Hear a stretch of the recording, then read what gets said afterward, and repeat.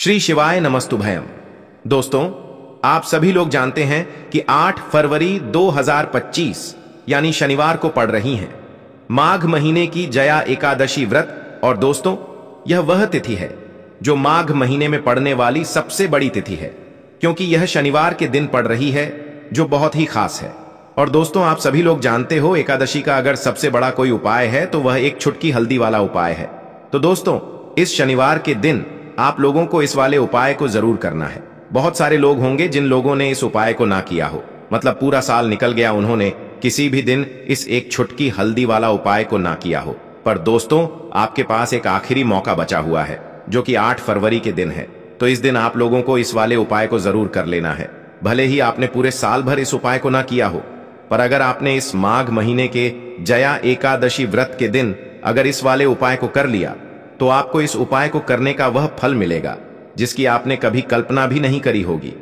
इसीलिए आप लोग इस वाले उपाय को एक बार जरूर कर लेना, ताकि आप लोगों के हाथ से यह मौका ना जा सके और आपको इस उपाय को करने का फल मिल सके।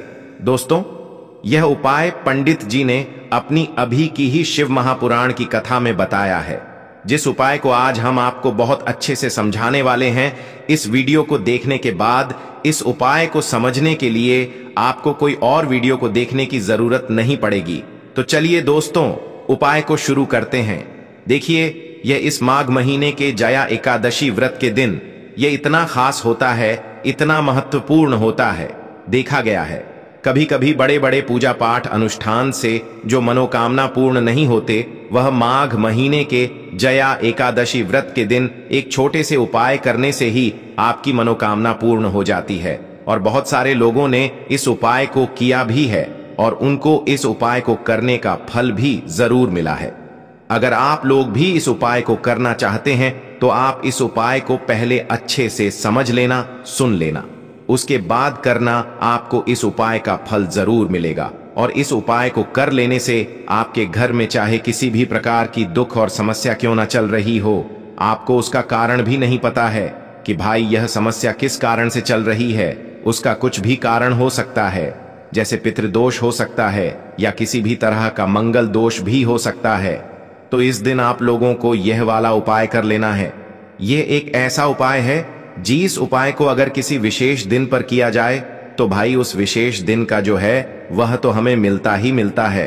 पर हमने उस दिन पर इस एक छुटकी हल्दी वाला उपाय को किया है तो हमें उससे भी बड़ा फल मिलता है, और फल बहुत जल्दी मिलता है, क्योंकि आप इस उपाय को बहुत ही बड़े और विशेष दिन पर कर रहे हो। तो चलिए अब उपाय के बारे में बात करते हैं। लेकिन उससे पहले आप लोगों को यह जानना आवश्यक है कि आखिर यह उपाय किस समय करना है, किसको करना है और कैसे करना है। तो चलिए हम आगे आपको वीडियो में एक एक करके बता देते हैं। लेकिन उससे पहले अगर आप लोग हमारे चैनल पर नए हैं तो हमारे चैनल को सब्सक्राइब कर लेना और इस वीडियो को लाइक करके कमेंट बॉक्स में श्री शिवाय नमस्तुभयम, ओम नमः शिवाय जरूर टाइप कर देना।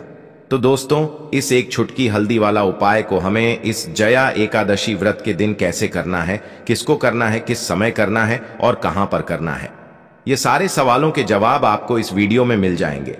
और जो ये वीडियो देखेगा भाई, उसको एक छुटकी हल्दी वाला उपाय जरूर करना चाहिए, क्योंकि इस दिन हल्दी का भी बहुत ही बड़ा और विशेष महत्व होता है।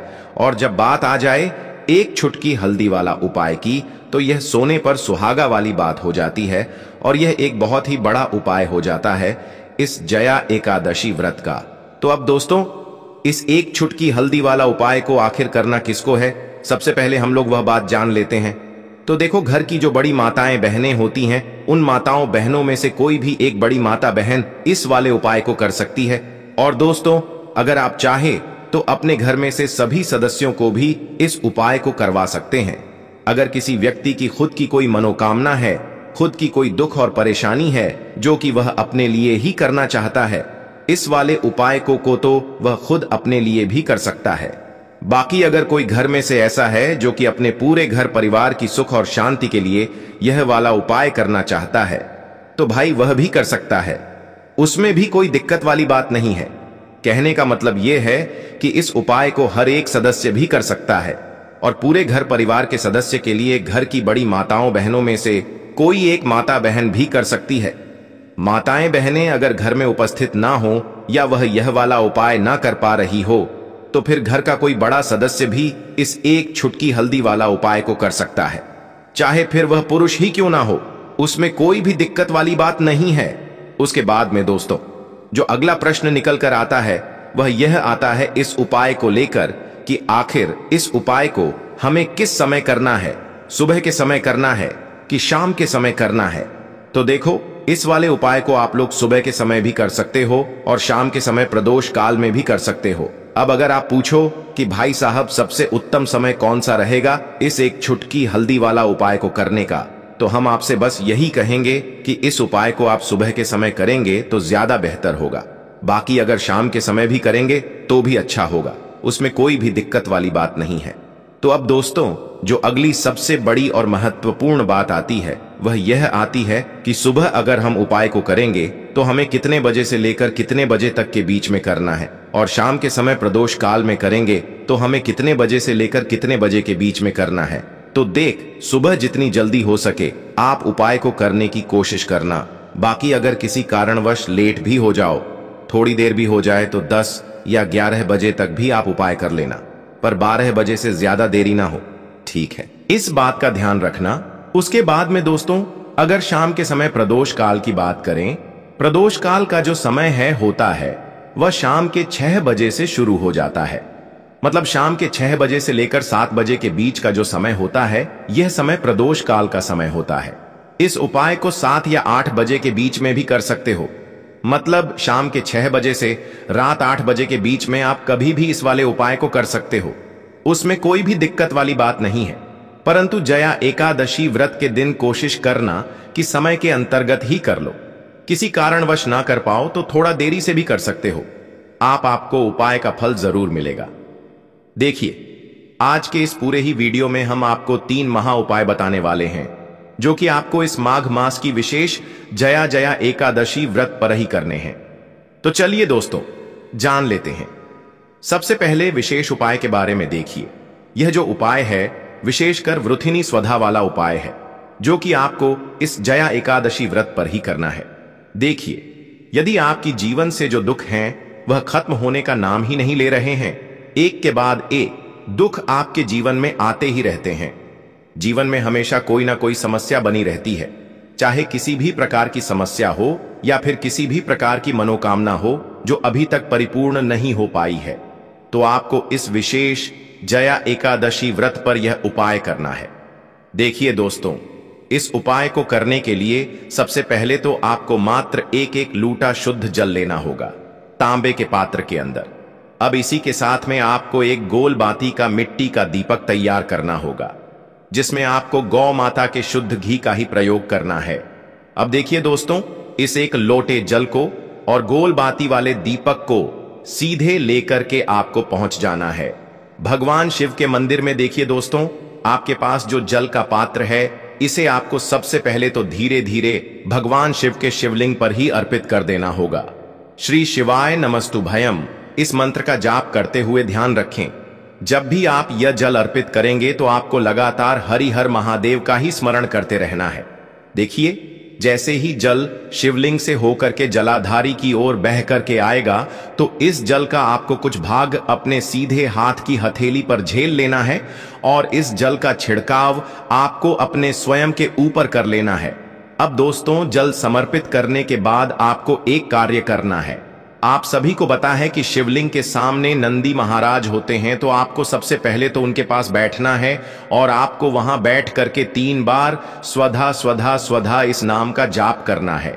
देखिए, गुरुजी ने बताया है कि जो आपके जीवन में दुख चल रहे हैं उनका एक कारण आपके पितृ हैं, यानी कि आपके जो पूर्वज हैं। तो जब भी आप सौदा नाम का स्मरण करके हरिहर महादेव का स्मरण करते हैं तो इसका कुछ भाग आपके पितरों के खाते में भी जाता है और आपके जो पितृ हैं वह आपसे प्रसन्न होकर के दोनों हाथों से आपको आशीर्वाद देकर के जाते हैं। अब देखिए दोस्तों, अंत में जो आप गोल बाती का दीपक तैयार करके लेकर के आए थे, इससे आपको मंदिर की जो चौखट होती है, जब भी आप बाहर निकलेंगे तो उसके उल्टे तरफ आपको यह दीपक प्रज्वलित कर देना है।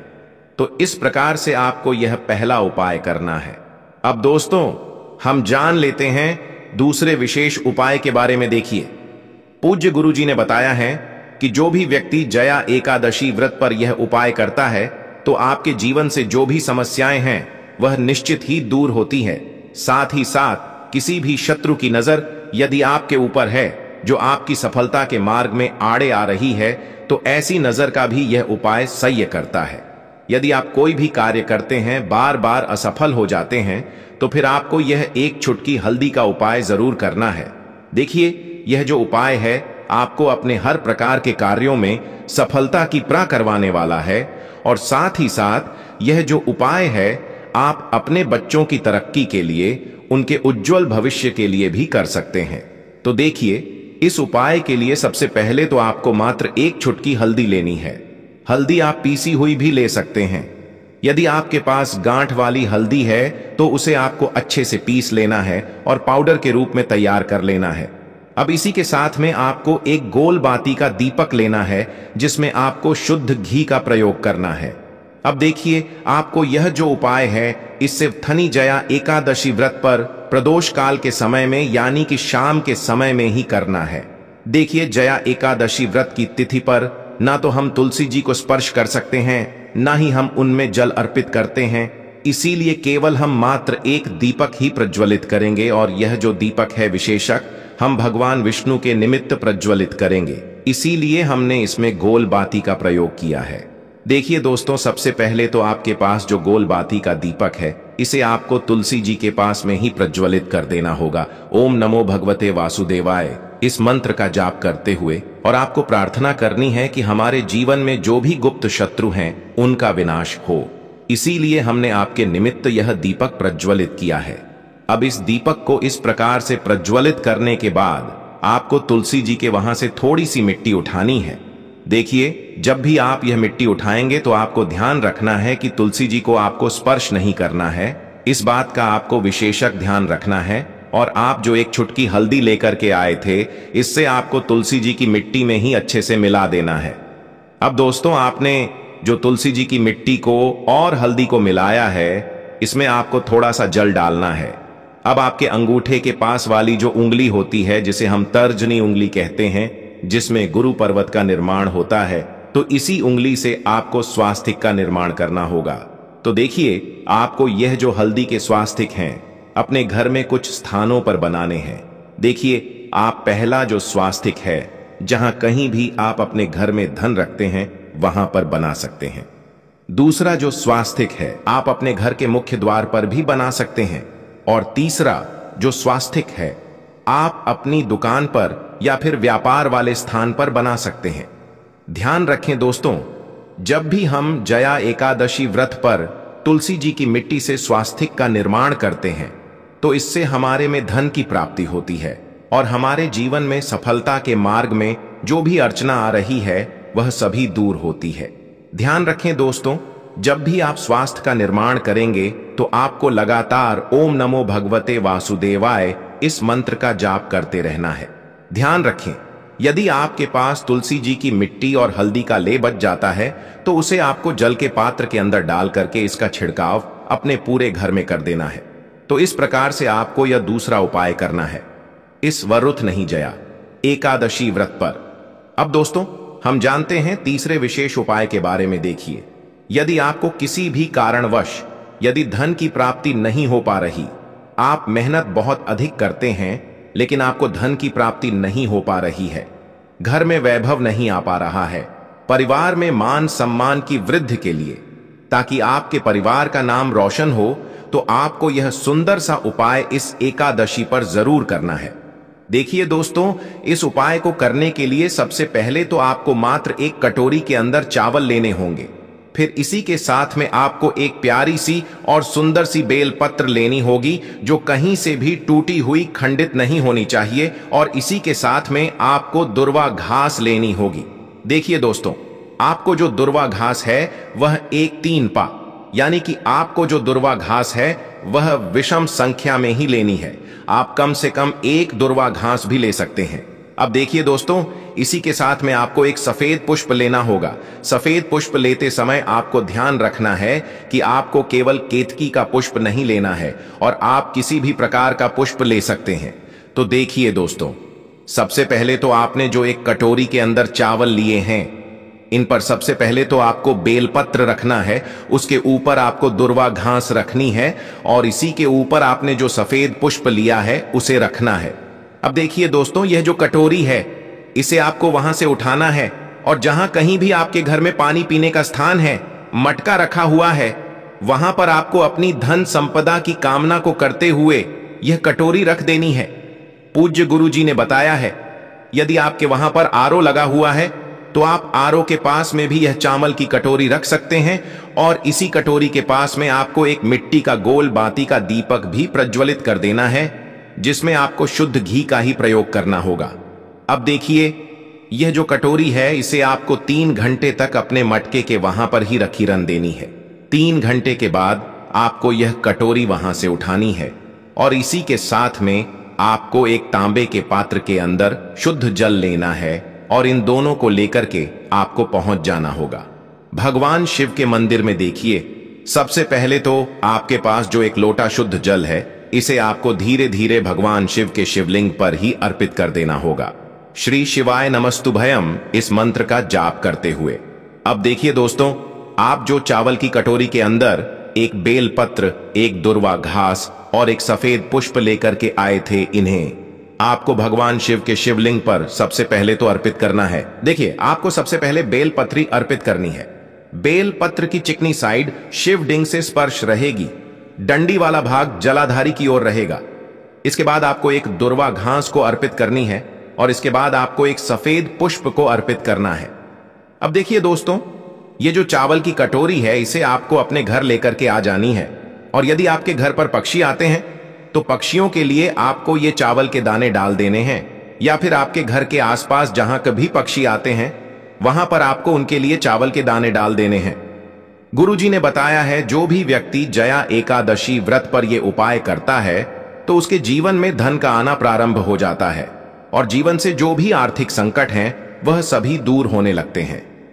तो देखिए दोस्तों, इस प्रकार से आज के इस वीडियो में हमने आपको जया एकादशी व्रत पर किए जाने वाले 3 बहुत ही चमत्कारिक और सुंदर से उपाय बताए हैं। जो भी उपाय आपकी समस्या के लिए उचित है, सरल है, उसे आप कर सकते हैं।